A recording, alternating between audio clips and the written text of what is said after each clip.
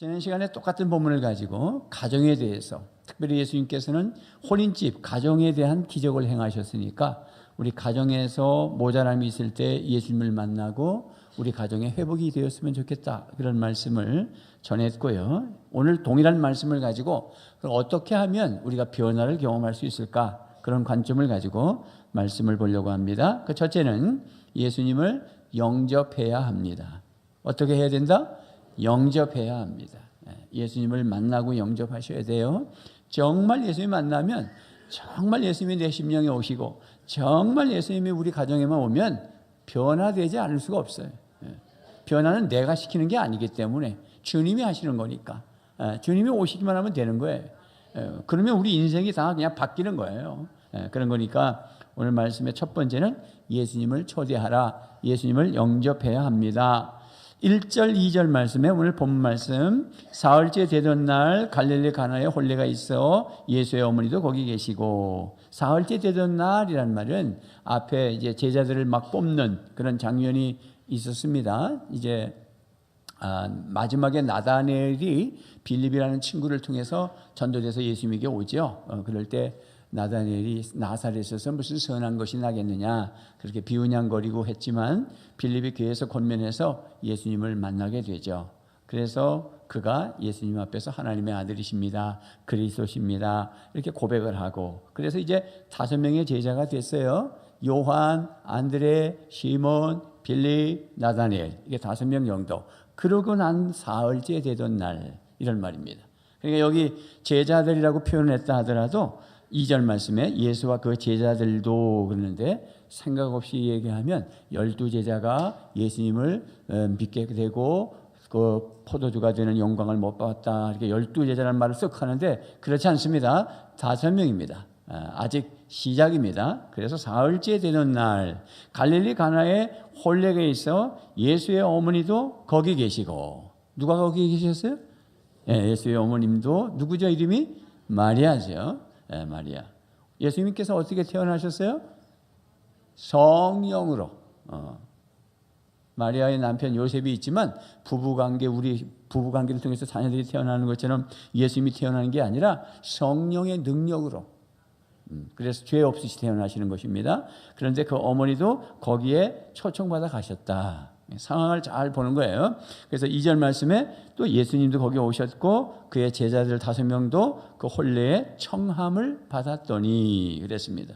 그러니까 잔치집에 예수님이 안 계셨으면 포도주로 만드는 기적을 경험하지 못했을 거예요.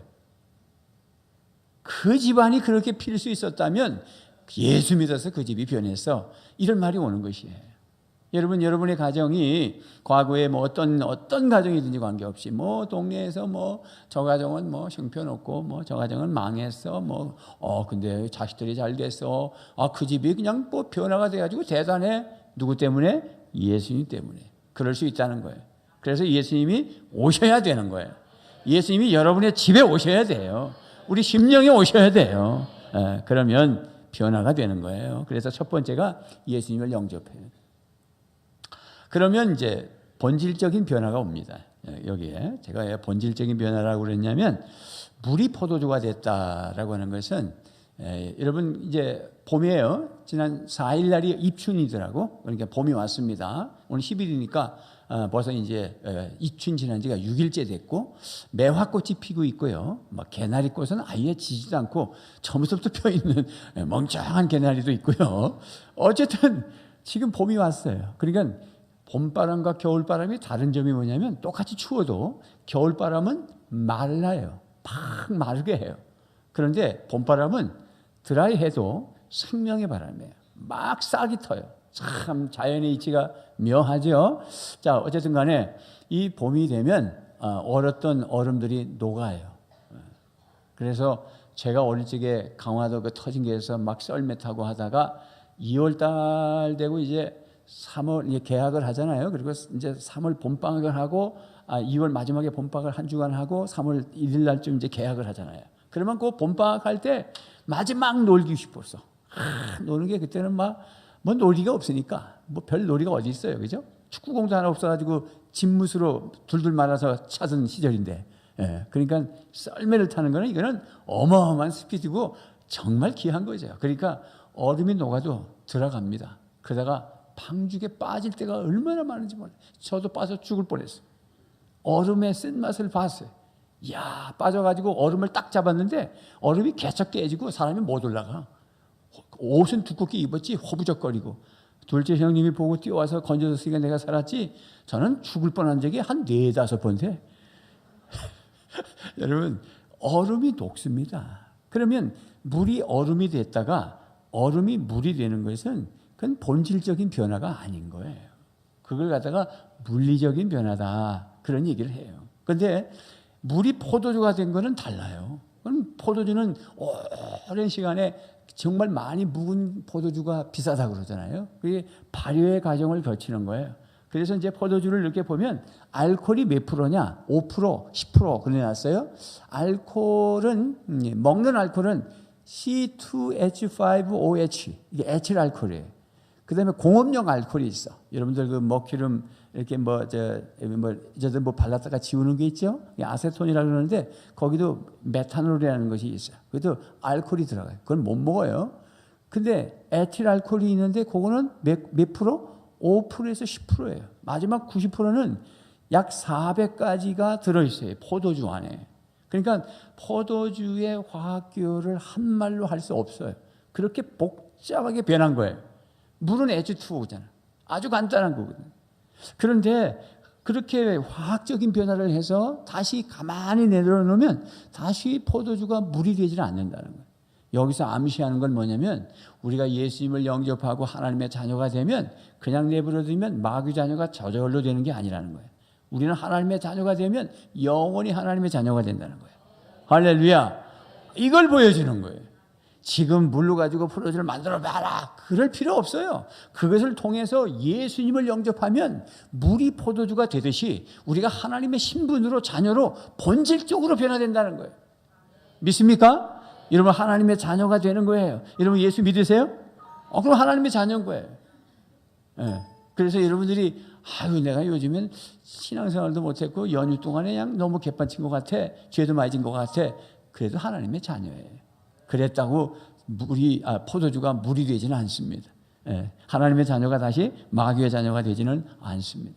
영원한 하나님의 자녀로 낳아주셨음을 믿으시기를 바랍니다. 예, 그래서 우리가 예수님을 영접하면 구원을 받는다, 하나님의 자녀가 된다, 예수님이 신랑 되시고 우리는 그 신부가 된다, 하나님의 백성이 된다, 왕 같은 제사장이 된다, 이런 것들은 다 본질적 변화를 말씀하고 있습니다. 그래서 새롭게 출발할 수 있어요. 그래서 고린도후서 5장 17절 말씀에 오늘 동영상에서도 마지막 성경 구절이 나왔습니다만, 시작.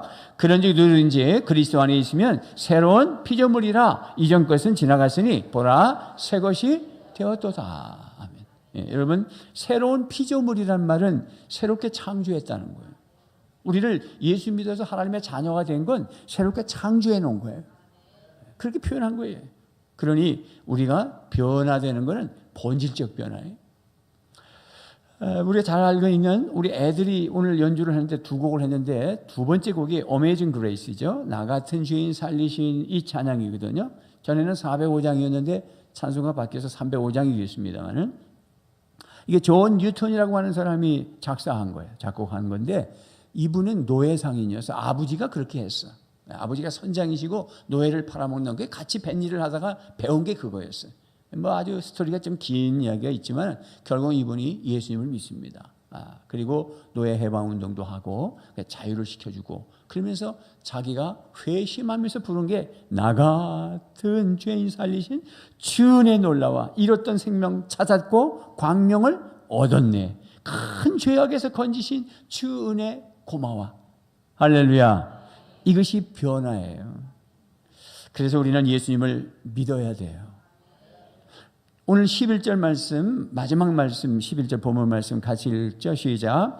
예수께서 이 첫 표적을 갈릴리 가나에서 행하여 그의 영광을 나타내심에 제자들이 그를 믿으니라. 아멘. 예, 여러분, 성경 펼치고 잘 보셔야 됩니다. 되도록이면 여러분들이 성경을 보는 훈련을 하기 위해서 앞에 안 띄우는 게 맞아요. 이 과학이 우리의 신앙을 게으르게 만들어요. 그래서 고민이 많습니다. 너무 다 여기다 띄워드리면 우리 바보가 돼요. 성경은 익숙하지 않아가지고 요한복음을 찾지 못해가지고 창세기 앞에서 자꾸 앉아있고 그럴 가능성이 커요. 나중에 모르는 거예요. 그래서 성경 본문을 읽고 할 때는 성경을 딱 펼쳐놓으시고 저기 스크린 보지 마세요. 스크린은 이 인터넷상으로 보시는 분들은 저를 직접 못 보고 현장에 있고 뭐 일하다가 보기도 하고 하니까 그런 분들을 돕기 위해서 성경 규제를 띄워드리는 거지, 예배자인 우리는 이 성경을 가지고 다니셔야 돼요. 이 성경이 이렇게 저처럼 걸레가 되도록 가지고 다니셔야 돼요. 다 걸레가 돼서 찢어지면 스카이테이프로 붙이고 또 붙이고 또 붙여서 여러분의 손에 익어야 돼요. 그리고 이 가죽이 다 떨어지면 가죽만 새롭게 다시 해줘. 기독교 서점에 가면 새로. 근데 뭐 아직 쓸만해. 다 떨어졌어도. 그러니까 어쨌든 성경 본문하고 싸우시고 성경 본문을 붙잡고 다 그 말씀 붙잡고 그 주님을 믿고 의지하시기를 바랍니다. 11절 말씀에 보니까 다시 한번 읽어 시작. 예수께서 이 첫 표적을 갈릴리의 가나에서 행하여 그의 영광을 나타내심에 제자들이 그를 믿었다는 거지. 포도주를 믿은 게 아니고 예수님을 믿었다는 거야. 이게 본질이에요. 이게 우리가 오늘 본문을 대하는 자세예요. 첫 표적이 사인인데 어떤 사인이냐면 예수님이 하나님의 아들이시구나. 예수님이 하나님이셨구나. 우리가 믿는 예수님은 한 세 가지로 정리가 될 필요가 있어요. 우리가 예수를 믿는다 그럴 때 첫째는 예수님은 하나님이신데 육신을 입고 이 땅에 오셨다. 그러나 죄가 없으셨다. 동정녀 마리아를 통해서 성령으로 잉태했으니까. 그게 첫 번째입니다. 육신을 입고 오셨다는 게 성육신 그렇게 얘기하죠. 화육 그렇게 얘기를 하기 어려운 말로. 두 번째는 뭘 믿는 거냐면 예수님은 오셔서 우리의 죄값을 치르시기 위해서 십자가 지시고 죽은 지 3일에 부활하신 그 예수님을 내가 믿습니다. 이렇게 두 번째 믿는 거예요. 예수님이 나를 위해서 죽으시고 3일 만에 부활하셨음을 믿는 것. 그 다음에 세 번째는 이제는 예수님이 다시 오실 것을 믿어야 돼요. 이거 놓치면 안 돼. 뭐 100살, 200살 사는 세대가 온다 어쩌고 해도 예수님이 오시면 끝장입니다. 그리고 우리는 고린도서 15장에 지난 큐티 토요일 날 말씀 읽었듯이 예수님이 오시면 우리는 부활하고 새로운 출발을 하는 거죠. 세상은 끝이지만 우리는 시작하는 거예요. 할렐루야. 그래서 세 가지. 예수님이 육신을 입고 오셨다. 십자가 지시고 부활하셨다. 세 번째는 다시 오신다. 재림하신다. 이것을 믿습니까? 그러면 누구나 옛날 뭐 조선시대에는 양반 쌍놈이 있었다고 그러잖아요. 그냥 그때는 여자도 얼마나 무시했어요. 얼마 전만 해도 지금도 그런 집안이 있는가 모르겠어요. 구정 때 되면은 남자들만 안방에서 테이블에다가 밥을 먹고 여자들, 딸, 며느리, 엄마는 전부 마루에서 음식 차리고 나머지 그쪽에 앉아서 따로 식사하는 집안. 우리 집안이 옛날에 그랬어요. 옛날도 아니야. 그럼 얼마 전 부모님 살아계실 땐 그랬어요. 인천에 올라가서 서울대 올라가면 남자들만 안방에서 먹고 여자들은 그 싱크대 앞에 거기서 따로 먹었다. 여러분 그 정도는 아무것도 아니라고. 여자 무시하는 거 이거는 완전히 막 종인 줄 알았다. 마누라. 그리고 쌍놈이라고 그래가지고 상대도 안 했단 말이지. 그런데 기독교가 들어오잖아요. 복음이 들어오잖아요. 예수님이 초대되잖아요. 그러면 양반과 상놈이라는 사람들이 한 교회에서 예배를 드리고, 여러분 이 평민이 마부 저 근삼교회 같은 스토리는 제가 몇 번 얘기해서 더 이상 얘기 안 할 거예요. 그 마부 이장 씨가 장로가 되잖아요. 지주 부잣집 지주는 장로가 떨어지고. 여러분 이런 일들이 기독교가 이루어지는 거예요. 복음이 이루어지는 거예요. 할렐루야. 여러분들이 어떤 신분이든지 관계없어. 과거에 어떻든지 부모가 어떻든지 조상이 어떻든지 뭐 족보가 없어가지고 뭐 족보를 따로 만들고 뭐 그런 것도 좋겠지만 그보다 더 중요한 건 예수 믿으세요. 예수 그리스도 안에서 차별 없이 근본이 바뀐다는 것을 믿으시기를 바랍니다. 자, 두 번째는 자, 이렇게 근본이 바뀐 상태에서 또 우리 변화되어야 될 거 아이가. 오늘 말씀은 좀 그렇게 보고 싶어요. 예수님을 영접하는데 뭐 기도해야 되고, 예수님을 영접하는데 뭐 순종해야 되고, 이렇게 풀면 행함으로 구원받는 얘기가 나오기 때문에 오늘 말씀이 일단 우리가 오늘 마리아가 주님에게 포도주가 떨어졌습니다. 또 하인들이 뭐 물을 갖다 부었다 순종하는 그런 걸 다 볼게 되는데 이거를 우리가 좀 적용할 때 일단 우리가 하나님의 자녀가 됐잖아요. 하나님의 자녀가 됐는데도 여전히 모자라고 떨어진 것들이 있다면 우리가 경험해야 될 거예요. 기적을 경험해야 될 거예요. 그러려면 어떻게 해야 되느냐? 우리가 해야 할 일이 있는 거예요. 구원받으면 내가 해야 할 일이 없어. 하나님의 약속 가운데 오신 것이고 하나님의 약속 가운데 우리를 선택하신 것이고 약속 가운데서 우리에게 믿음을 주셔서 예수님을 믿어 구원받게 하시는 거예요. 우리가 한 게 아무것도 없어요. 그러나 구원받고 난 다음에 우리가 변화되기를 원한다면 여전히 뭘 해야 되느냐? 기도해야 합니다. 주님께 기도해야 합니다. 3절 말씀해 보면 3절 시작. 포도주가 떨어진지라 예수의 어머니가 예수에게 이르되 저들에게 포도주가 없다 하니 그랬습니다. 자, 포도주가 어떻게 됐다고요? 떨어졌다. 일단 포도주가 떨어졌어. 그 집에. 여러분은 뭘 떨어졌습니까? 쌀이 떨어졌습니까? 아니 목사님 쌀은 있는데 김치가 좀 떨어졌어요. 좀 담그시기 바랍니다. 김치 주세요. 맨날 기도하지 마시고 그런 건. 어쨌든 떨어졌다. 포도주가 떨어진지라. 포도주가 떨어진지라. 그래서 제가 첫 번째는 부족함을 깨달으라 그랬습니다. 사실은 영적인 부분은 김치가 떨어진 걸 확실히 알아. 냉장고 열면 이거 뭐 보이거든. 쌀 떨어진 거 확실히 알아. 다 알아. 그런데 영적인 부분에서 떨어진 걸 모르는 분들이 좀 많아. 좀 부족한데 부족한 걸 몰라. 인격도 부족하고 품성도 부족하고 말하는 것도 봐도 사람이 부족하고 뭐 말을 못한단 말이 아니라 상처 주고 거칠고 싸납고 인간관계에도 좀 부족하고 사랑도 부족하고 또 자기는 또 건강을 또 뭐 자만심하죠. 그런데 뭐 30년 동안 난 병원 한 번 안 갔어. 그러다가 또 병원 안에 가보니까 왕창 걸리고 뭐 사람이 부족한 걸 깨달아야 돼. 내가 뭐가 부족한지는 알고 있어야 돼. 자, 옆에 사람한테 한번 인사 좀 해봐요. 저기 형제님, 내가 볼 때 좀 부족합니다. 그래서 자매님 시작. 시작. 참 그렇게 말하니까 좀 멋쩍죠? 하도 모르니까 부족한 걸 좀 알게 해줘야 돼. 내가 볼 때 이게 좀 부족합니다. 뭐 저도 부족한 게 많아요. 그래서 늘 기도합니다. 하나님 이렇게 해주세요. 저렇게 해주세요. 그렇게 기도합니다. 여러분 우리가 부족할 때 세상 사람들은 어떻게 풀까요? 마음에 공허하고 부족한 거거든. 돈도 있고 집도 좋아. 뭐 다 잘 갖췄어. 식구 하나씩 자가용 다 있고. 그래도 집안이 아니라 그건 돈 주고 살 수 없는 뭔가 있죠. 여러분 설세보시 앉잖아. 우리가 이거 돈으로 해결할 수 없는 가정 간의 그 가족 간의 끈끈한 사랑의 공동체를 이룬다는 거는 이거는 하루 이틀에 되어지는 게 아니거든. 이런 게 부족한 거거든. 이 공허함들. 그런데 세상 사람들은 어떻게 풀까요? 일단 뭐 자기가 술을 아직 먹어버려. 물이 포도주가 되는 게 아니라 먹어서 포도주가 되는 거야.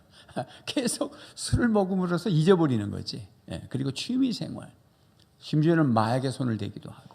심지어는 또 도박을 하기도 하고. 그렇게 해서 그 공허함을 풀어보는 거죠. 때로는 뭐 열심히 또 직장생활해서 돈 벌려고 해가지고 돈이 최고다 이래가지고 막 또 그렇게 해결하려고 하기도 하고. 아이들도 그런 동기부여를 통해서 열심히 공부하죠. 근데 목적은 뭐냐면 돈 벌어야 되겠다는 것이죠. 부족함을 그렇게 채워보려고 하기도 하고요.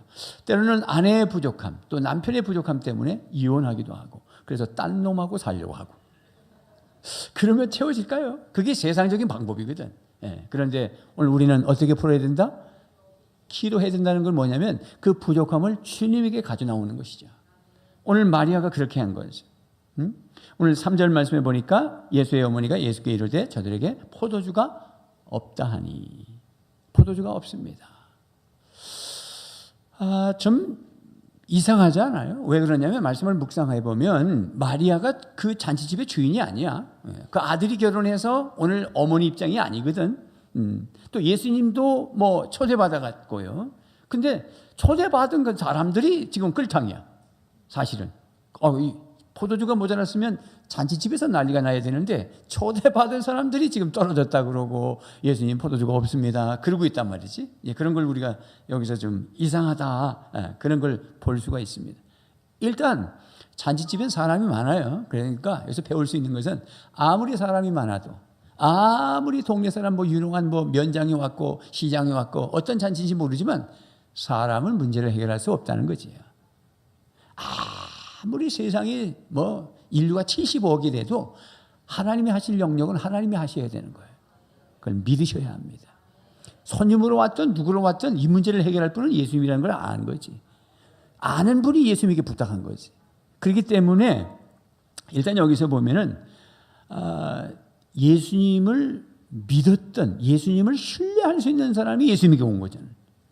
그게 어머니 입장이잖아요. 그래서 믿음으로 기도해야 된다. 기도하되 어떻게 기도해야 된다? 믿음으로. 믿음은 자기 신념이 아니라 하나님에 대한, 예수님에 대한 내가 평소에 경험한 신뢰를 가지고 또 주님 앞에 가서 기도하는 거지. 한 번도 주님에게 신뢰를 받아본 적도 없고 신뢰를 해본 적도 없고 주님이 어떤 분인지를 전혀 모르면 아무리 기도해도 또 기도하라 해도 기도하지 않나요. 기도할 수 있다는 것은 믿는다는 표시입니다. 아무리 기도하라 해도 기도 안 한다면 그분은 예수 안 믿는 거예요. 그러니까 오늘 마리아 입장은 어떤 사람이냐면 예수님을 성령으로 잉태했던 사람이에요. 10달을 몸에 두고 낳았고 30년, 지금 이제 30세가 돼서 공생이 시작된 거거든요. 그리고 3년 공생하시고 돌아가신 거예요. 33살에. 그러니까 30년 같이 살은 거잖아요. 그러면 우리가 기도할 수 있는 사람은 어떤 사람이냐? 기도를 통해서 기적을 경험할 수 있는 사람은 어떤 사람이냐? 주님하고 평소에 친밀감을 가지고 관계를 가지고 함께 살았던 사람들이에요. 여러분 주님하고 같이 살고 계셔요? 그러면 돼요. 그러면 여러분 기도하면 응답받아요. 왜 우리가 아무리 기도해도 응답이 없느냐면 기도만 하는 거예요. 입술만 가지고 기도한다고 기도가 아니고 내가 평소에 예수님을 만났어야 되고 교제했어야 되고 집안에 같이 살고 있어야 되는 거예요. 30년을 꼭 살아야 되는 건 아니지만 마리아 입장에서는 주님을 너무 잘 아는 거예요. 이런 문제는 우리 예수님이 해결해 줄 거라는 걸 알기 때문에 간 거지. 30년 공생애는 이제 시작됐지만 어머니는 1살 때부터 안 거야. 그래서 그런 설화가 많아요. 그러니까 성경으로 정경으로 선택되지 않은 성경 외의 자료들이 있잖아요. 그럴 때 예수님은 어떤 분이었냐. 이렇게 진흙을 가지고 놓으시다가 그건 설화예요. 그냥 믿거나 말거나 그냥 얘기하는 거야. 이게 진흙을 가지고 뭐 이렇게 뭉쳐가지고 대충 새 같은 걸 만들어가지고 이렇게 탁 던지면 새가 돼서 날아갔다는 거예요. 아니, 또 그렇게 진짜인 줄 알고 계시면 안 돼. 그러나 마리아는 30년 동안 예수님과 겪어 살면서 이분이 어떤 분인지 알기 때문에 이 집에 포도주가 떨어진 걸 어머니가 가서 얘기했다. 그리고 나중에 보면 하인들에게 말을 하는데 예수님이 무슨 말씀을 하시는지 그대로 해라. 이것이 하인들이 통해서 해야 될 일인지 어머니가 알고 있잖아요. 그것은 벌써 물로서 뭘 할 거라는 것까지도 대충 알고 있는 거잖아요. 그러니까 마리아 입장에서의 위대함은 예수님을 정확하게 알고 있다는 것이죠. 마리아 입장에서는 채워주실 것을 믿은 것이고 좋은 걸 주실 줄로 믿은 것이고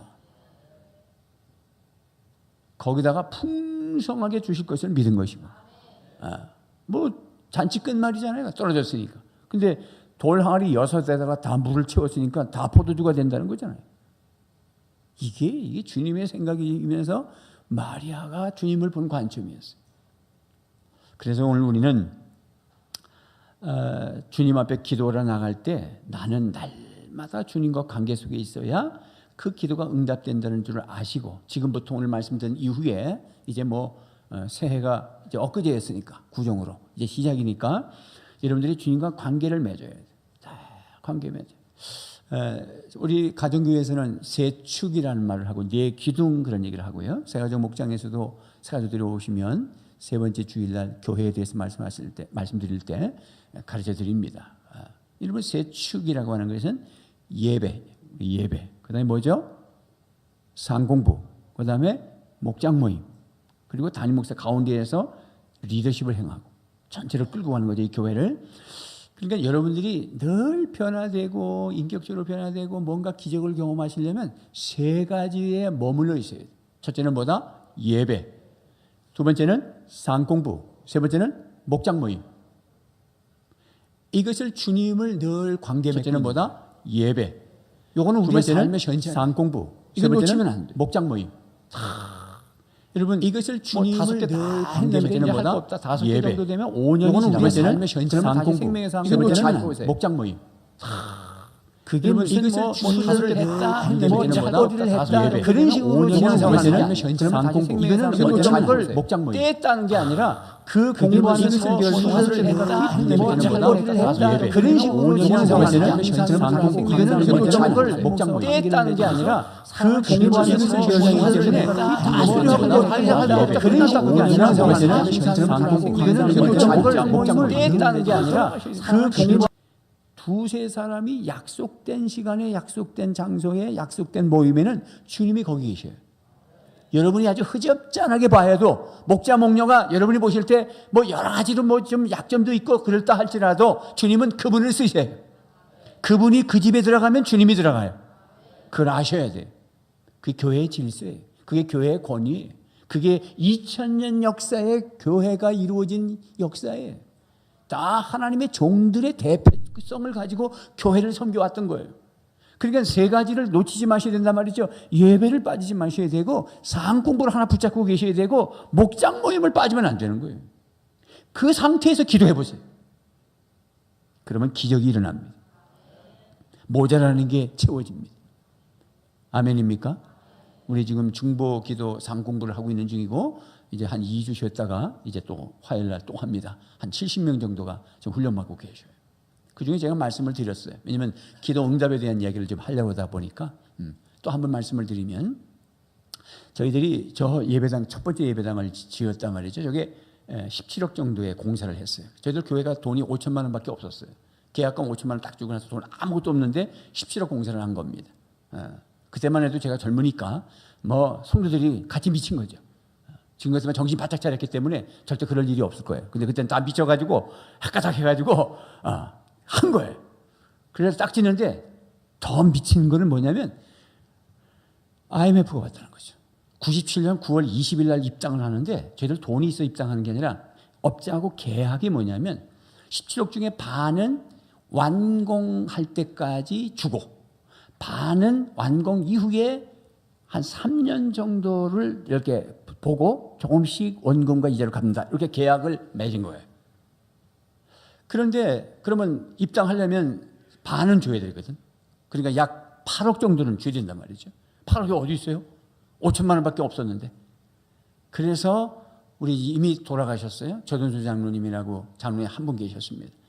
그래도 재산이 좀 있으셨어요. 재산이 있다고 다 헌신하지는 않습니다. 참 그때마다 제가 돌이켜보면 참 하나님이 저를 사랑하신 것 같고 우리 은한교를 사랑하셨어요. 사람들이 그때마다 하나님 앞에 쓰임받아요. 당신이 헌금을 많이 하진 않으셨어요. 그래도 그걸 저당을 잡으셔서 8억 중에 4억 정도를 책임지셨어요. 또 한 분은 약 3억 정도를 책임지셨어요. 지금도 여기 앉아 계십니다. 집사님 한 분이신데. 그래서 일단 갚았는데 1억 2천이 모자라요. 지금 들어가야 되는데 완공하고 반을 줘야 되는데 1억 2천. 그러니까 얼마나 기도가 되겠습니까? 담임 목사 입장에서 막 침이 마르죠. 우리 돈이 든 것도 아니고 믿음으로 시작은 했지만 예배당은 다 짓고 들어가야 되는데 돈을 줘야 들어가는 거니까. 그러는데 세상에 그렇게 기도하고 모자라는 거 이게 떨어진 거잖아요. 이게 지금 입이 바짝바짝 마르는 거잖아요. 그리고 경제는 어려워가지고 IMF가 갑자기 온 건 아니거든. 벌써 뉴스에 막 때리고 막 우리는 9월달 97년도 12월달에 IMF가 왔는데 9월달에 들어가야 되는데 한 2달 남겨놓고 1억 2천이 없는 거잖아요. 그런데 이게 방송으로 나가서 그러는데 모 은행에서 전혀 나하고 관계도 없는 데서 전화가 왔어. 목사님 한번 뵙겠습니다. 제가 지점장입니다. 여러분 거기는 교회에다가 돈 꽂주는 데가 아니에요. 지금은 농협이나 이런 데서는 이 교회에 대출을 해줘요. 그런데 절대 일반 은행에서는 말도 안 되는 겁니다. 저는 누군지도 모르고 갔어요. 가까운 곳입니다. 그래서 인사를 하니까 자기가 아문교회의 장로예요. 목사님, 제가 기도하는 가운데 목사님에 대해서 부담을 가지고 있어서 그냥 불렀습니다. 제가 올 말에 퇴임을 하게 됩니다. 제 권한으로 빌려드릴 수 있는 게 한 1억 2천이 됩니다. 내가 그분한테 말한 거 없어요. 자기가 먼저 얘기했어요. 단 세금 계산서를 가지고 있는 집이 있는 분들을 둘씩 짝을 맞춰서 한 10팀만 만들어 오시면 그걸 보증을 해서 빌려드리겠습니다. 그럼 광고를 했죠. 여러분 그때 IMF가 오고 막 할 때 자기 집을 보증하면서 10팀이 만들어졌다는 것은 다 미쳤기 때문에 가능한 겁니다. 지금 여러분 정신 똑바로 차린 사람들 한 명도 안 나올 겁니다. 다 미쳐야 되는 겁니다. 이거는. 그래서 다들 10명이 5명, 2명씩 짝을 맞춰서 10팀을 짜서 당장 한 달 안에 1억 2천을 두고 9월 20일 입당하고 그해 바로 그날 우리 9월 달인데 12월 달에 IMF가 터졌다. 그리고 5년 안에 빚 다 갚았어요. 그분들부터 먼저 갚아드렸어요. 안심시켜드리려고. 제가 원칙을 지켜드리겠습니다. 여러분들부터 내가 기도해드려요. 그 다음에 우리 장로님 6억 빌려오신 장로님 다, 그 3억 빌린 집사님 다 털어드리고 아무 문제도 없이 하나님이 하십니다. 하나님 지금도 살아계셔. 그런 인격적인 하나님을 제가 경험했기 때문에 지금도 이런 일을 한 거예요. 하나님은 지금도 역사하심을 믿으셔야 됩니다. 모자라는 걸 채워주시는 분인 줄을 믿고 기도하시기 바랍니다. 그 다음에는 말씀에 순종하는 거예요. 순종해야 경험할 수 있다. 시작. 순종해야 경험할 수 있다. 4절 말씀에 보니까 이제 어머니가 예수님에게 이 집에 포도주가 없습니다. 그러니까 예수님이 뭐라 그랬어요? 시작. 예수께서 이르시되 여자여 나와 무슨 상관이 있나이까? 내 때가 아직 이르지 아니하였나이다. 좀 예수님께서 좀 말씀이 좀 지나치신 것 같죠? 좀 가서 예수님 이 포도주가 이 집에 다 떨어졌어요. 그러면 어머니 그렇네요. 어떻게 하면 좋아요? 제가 한번 어떻게 해볼게요. 뭐 이래야 되는데 여자요. 나 무슨 상관이 있나이까? 이런 식으로 버전을 얘기할 만큼의 분위기 같이 보여요. 그렇지만 절대 그렇지 않습니다. 지금 어머님을 아마 30년 동안에는 어머니하고 같이 받들었을 거예요. 아버지 요셉은 목수였기 때문에 예수님도 목수 일을 하셨단 말이죠. 그래서 멍에를 메고 이런 말씀도 소멍에를 만들어 봤기 때문에 그런 말씀하셨다. 학자들이 그런 얘기를 해요. 그러니까 30년 동안 어머니라 했어요. 근데 지금은 여자요 그렇게 얘기했어요. 이 말은 뭐냐면 이제는 육신의 어머니가 아니에요. 이제는 예수님이 메시아예요. 이젠 그리스도예요. 이젠 마리아도 예수 믿어야 돼요. 이 여자여라는 말에 번역을 어머니라 하지 않았기 때문에 한글로 번역을 어머니라 할 수 없어서 여자여 한 거예요. 우리말은 여자를 존칭하는 말이 없어요. 여자님 이상하잖아요. 어머님은 있어요. 누님은 있어요. 이모님은 있어요. 그러나 여자라는 말을 존칭할 수는 없어요. 마산댁 그러면 끝나요. 김해댁 옛날에 이름도 없었어요. 기독교가 들어와서 아무개 권사님, 아무개 집사님 이렇게 나오는 거예요. 기독교는 사람을 변화시켜요. 신분을 변화시켜요. 믿습니까? 여기 여자라는 말은 헬라어 말로 어머니라 하지 않고 그나이라고 그랬어요. 헬라어 말이 그나이. 이 말은 왕 후에게 한 말이에요. 굉장히 존경을 표시하면서 한 말이에요. 친애하는 어머니, 친애하는 여성, dear woman, 영어 성경 그렇게 해놨어. 표현할 방법이 없기 때문에 다 그러는 거예요. 이건 공생애가 시작되는 거예요. 여자여 그나이라고 했을 때 벌써 어머니는 그 마음에 알았어요. 언젠가 내가 낳은 예수님은 이미 천사가 예고할 때 이 만백성을 구원하실 예수, 구세주시다, 임마누엘이시다. 알아요. 그게 언젠가 몰란 거예요. 그런데 여자여 그나이 할 때 알았어요. 내 때는 내가 정합니다. 그게 무슨 말인지 알았어요. 여기 때가 아직 이르렀다는 말은 십자가 지고 죽을 때까지 이르렀습니다. 뭐 그런 얘기가 아닙니다. 이 때는, 이 주권은 이제부터 제가 행사합니다. 그런 말을 했기 때문에 어머니는 오해가 없었어요. 금방 알아들었어요. 뭐라 그랬나요? 5절 말씀에 시작. 그의 어머니가 하인들에게 이르되 너희에게 무슨 말씀을 하시든지 그대로 하라. 이제 시작이 됐다. 이제 메시아의 시작이 왔다. 저분이 말씀하시면 이제 무슨 말씀을 하시든지 그대로 해라. 여기에 마리아의 복음, 마리아를 축켜 세우고 마리아를 숭배할 여지가 없습니다. 마리아도 알았습니다. 여자요, 그 나이, 어머니가 아니라는 거 알았습니다. 이제 나도 종이요, 나도 예수 믿어야 되고 그분을 영접해야 되고 그분의 말씀에 순종해야 된다. 여러분, 그래서 사도행전으로 넘어갔다 오면 사도행전 1장에 보면 예수님이 승천하시잖아요. 그리고 마가의 다락방에 120명이 모여서 성령 받기 위해서 기도할 때 어머니도 기도했어요. 어머니가 신적 존재고 로만 캐톨릭에서 말하는 대로 그러면 거기 있으면 안 되지요. 어머니는 이제는 예수를 믿어야 돼요. 그 말씀대로 너희가 예수님께서 무슨 말씀을 하시는 대로 그대로 하라.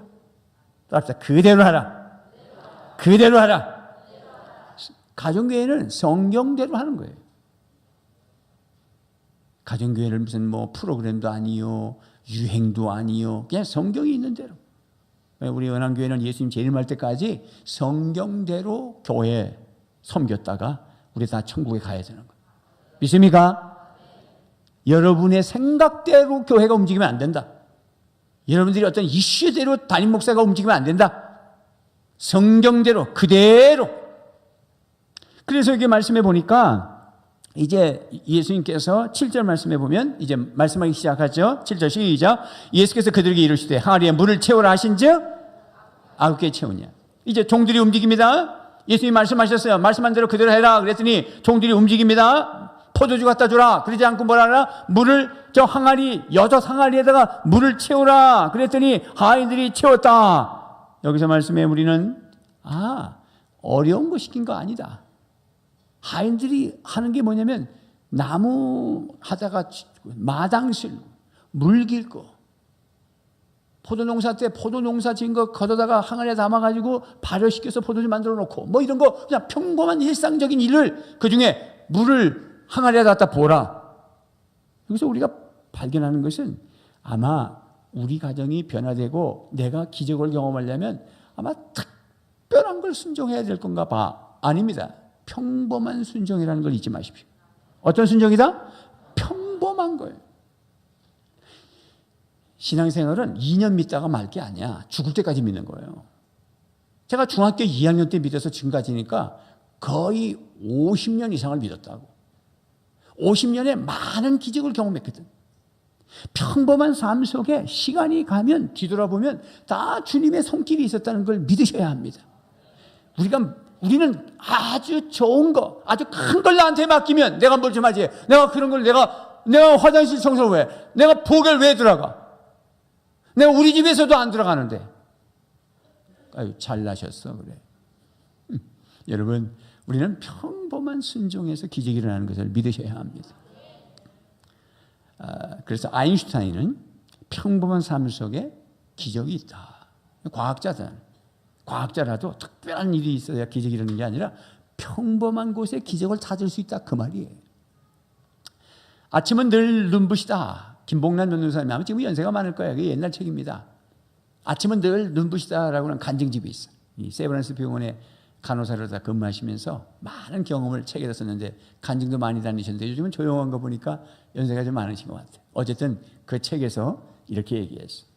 어떤 목 밑에 이렇게 마비가 돼. 목을 다치면 목 밑에 마비돼서 중환실에 누워 있는데 이분들이 제일 부러워하는 사람이 누구냐면 허리 밑에 하반신이 마비된 사람들. 그러니까 손은 좀 움직이는 사람들을 부러워하는 거야. 이 사람들은 휠체어를 타고 이방저방 다니는 거야. 자기는 누워가지고 그 사람이 그렇게 부럽다는 거예요.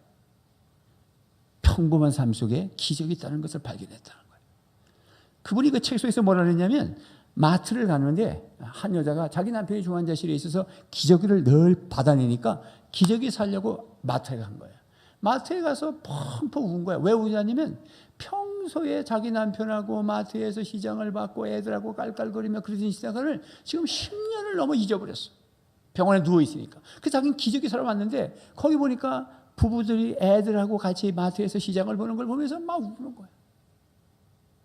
여러분, 우리는 하반신 마비가 아니라 두 발 가지고 여기 와 있어요. 평범한 삶 속에 조금 낮춰보면 우리는 기적 속에 살고 있음을 믿으셔야 합니다. 그분들은 걷기 위해서 한 발을 뛰는 것을 기적이라고 난리 납니다. 전화를 걸고. 우리가 마트에 가서 자유롭게 시장 볼 수 있으면 남들이 부러워하는, 지금 남편을 중환자실에 놔놓고 기적을 살아오신 사람이 눈물을 흘리고 쳐다보는 장면인 걸 아시고 행복하게 사셔야 된다고. 어떤 분이 팔을 잃어버렸어. 한 팔을. 예, 절망감이 있죠. 예, 공장에서 일하다가 절단이 된 거예요. 그래서 비관 자살을 하려고 병원 옥상에 올라간 거예요. 그랬더니 저쪽에 보니까 두 팔 없는 사람이 막 춤을 추고 있는 거예요. 자기가 볼 땐 춤을 추고 있는 거예요. 그래서 화가 나가지고 가가지고 이 양반은, 나는 한 팔이 없어서 지금 죽으려고 지금 올라왔지만 당신이 두 팔 없는데 무슨 춤을 추고 있어? 그랬더니 내가 지금 춤추는 게 아니고 똥구멍이 간지러가지고 긁을 데가 없어서 지금 이 벽에 들어가지고, 그런데 그래도 속이 그가 시원하지 않아가지고. 그 사람이 그 한마디에 난 긁을 수 있잖아. 그래서 안 죽고 내려갔다는 거예요. 우린 두 팔 있잖아. 우리가 평범한 삶 속에 말 한마디, 평범한 삶 속에 순종, 평범한 삶 속에 우리를 돌아보면 남들이 그토록 원했던 삶이 나에게 있음을 믿으셔야 합니다. 나도 남들이 그토록 어제 가시면서 내일 한 번만 더 살았으면 하는 그 시간을 오늘 우리 살고 있음을 믿으시길 바랍니다. 그래서 오늘 행복하셔야 되는 거예요. 오늘 여기서 그냥 행복하고, 교회 가서 봉사하면서도 행복하고, 내가 걸을 수 있으면 행복하고. 두 번째는 순종하되 끝까지 순종해야 돼. 왜? 7절 말씀에 보면 아기까지 채웠대. 아니 뭐 단지 끝말이면은 한 개론이면 되지 뭐. 두세 통 든다는 말은 뭐 우리 그냥 물찌개지는 통, 그 말통으로다가 두세 통씩 드는 그런 항아리 6이면 엄청난 거잖아요. 근데 그걸 대충 부은 게 아니라 어디까지 부었다? 아기까지. 그 아기가 어디까지예요? 주둥아리까지. 그래서 독 위에 잘름잘름할 때까지. 뭐 일본말로 이빠입니까? 뭡니까? 어쨌든 거기까지 채우려면 계속 갖다 부은 거야. 끝까지. 근데 여기 하인들의 입장에서는 얼마든지 불평할 수 있습니다. 지금 잔치집에 포도주가 없다는 거 압니다. 그동안 포도주를 자기들이 날라준 거잖아요. 심부름한 거예요. 계속 잔치 상마다. 그래서 포도주가 없어서 지금 이르고 있는데 물을 지금 항아리에다 부어라. 이거 지금 이해가 안 됩니다. 그것도 그 물이 먹는 물이 아니라 들어갈 때 손발 씻는 허들의 물입니다. 전례를 따라서. 물이 귀한 나라입니다. 그래서 먹는 물을 손발 씻는 게 아닙니다. 먹는 물은 대충의 물입니다. 손발 씻는 물은. 근데 먹는 물은 정제되어야 되는 거거든요. 근데 이거 항아리는 지금 손발 씻는 물이에요. 더 이해가 되지 않습니다. 그래도 끝까지 순종하는 것입니다. 우리가 신앙생활 해보면 내가 다 이해되는 게 다 있는 건 아니야. 물이 포도주가 되는 자체도 이해가 안 돼요. 아까 그렇게 뭘 해가지고 오시오, 두 사람 짝 맞춰가지고 하시오, 그거 미치지 않으면 안 되는 거예요. 지금도 제가 은한교회 목회 현장을 돌아보면 과연 진짜 그런 일이 있었나 할 정도로 신비한 일이 많이 있었어요. 꼭 거짓말, 내가 말하면서도 거짓말 같은 거 있잖아. 왜? 진짜 그런 일이 있었나? 정말 그런 일이 있었어요. 그런데 이유 달지 않았어요. 토 달지 않았어요. 말하지 않았어요. 내 생각을 주장하지 않았어요. 그래서 여기까지 왔어요. 아멘입니까?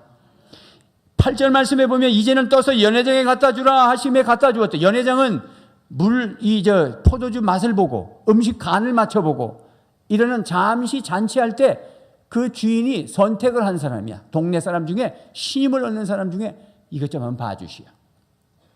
그 사람이요. 그래서 그분에게 갖다 줬어요. 연회장에 갖다 주면 어떻게 되죠? 그 허드렛 물을. 딱이 맞죠, 종들은. 너 미쳤나, 이러면. 누구 욕먹이려고 그러나. 그런데 순종했어. 자기 생각을 버렸다. 거기 아람 장군 이야기가 있는데 설교 시간이 지금 조금 길어져서 생략하고 넘어갑니다. 하나만 딱 말씀드린다면 나병을 걸렸어요. 그래서 계집종이 우리 고향 땅에 엘리사를 만나면 안수받을 것이다. 낫는다. 지난 시간에 한번 제가 예화를 들었어요.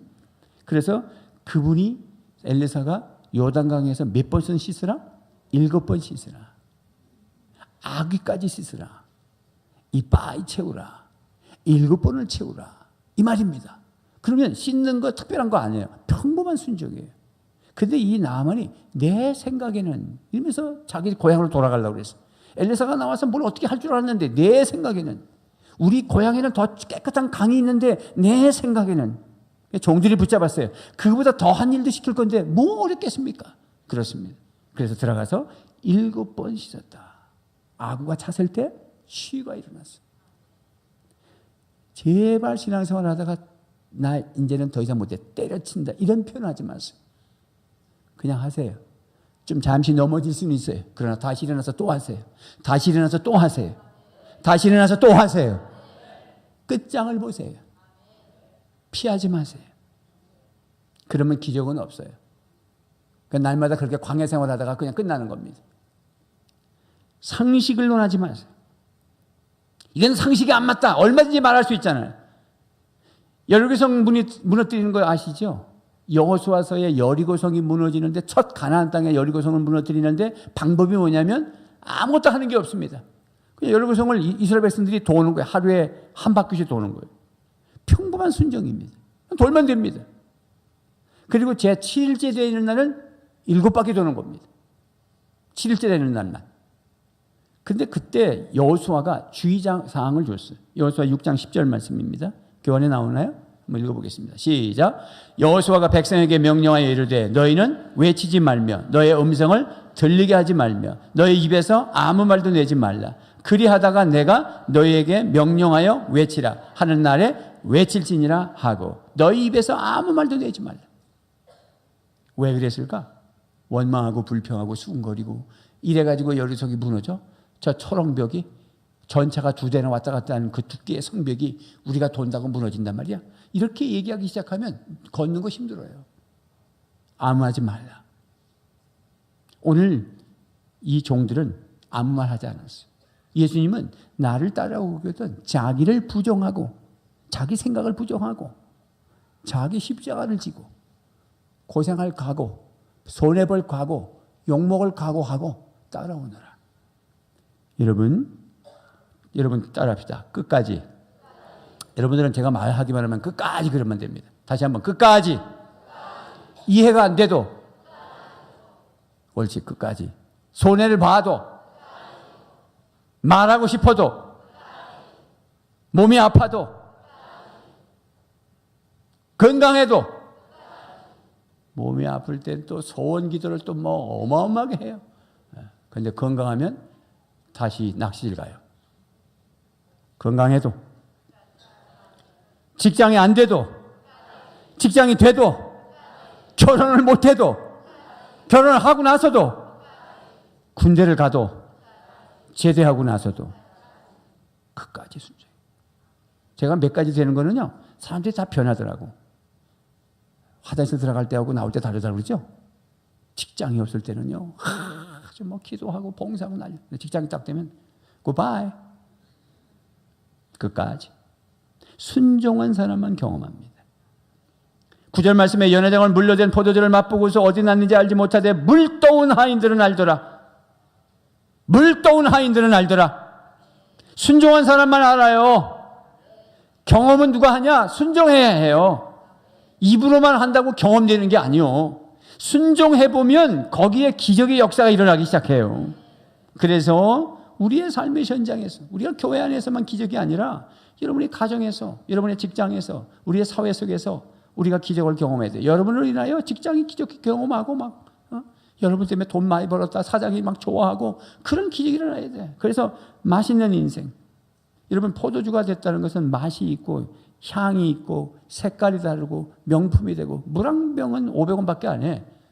근데 포도주 한 병은 최하 10,000원 이상 30,000원 이상 비싼 건 3,000,000원짜리도 있어. 명품 인생 맛있고 멋있고 품격이 있고 뭐 뭐라 그랬습니까? 10절 말씀에 말하되 사람마다 먼저 좋은 포도주를 내고 취한 후에는 낮은 것을 내거늘 그들은 지금까지 좋은 포도주를 두었도다. 연회장이 신랑을 불러서 얘기한 말이에요. 이게 연회장도 지금 잘 몰라. 이게 어디서 이런 일이 생긴지. 그 신랑 불러가지고 이 무슨 포도주가 이렇게 맛이 있어. 다 술 챈 다음에는 물 타가지고 대충 주는데 어떻게 이런 포도주가 났어? 여러분, 우리의 인생이 점점 좋아져요. 예수님을 만나기만 하면 점점 좋은 거예요. 잔치집은 더 좋은 걸 풍성하게 나누는 거예요. 우리의 인생이 나누는 사람이 될 수 있다는 거예요. 예수님을 만나고 기도하고 순종하면 나누고 더 좋은 것을 나누고 더 풍성하게 나누고 더 풍성하게 사람을 살리고 그렇게 놀라운 인생들 되시기를 주님의 이름으로 축원합니다. 기도하겠습니다.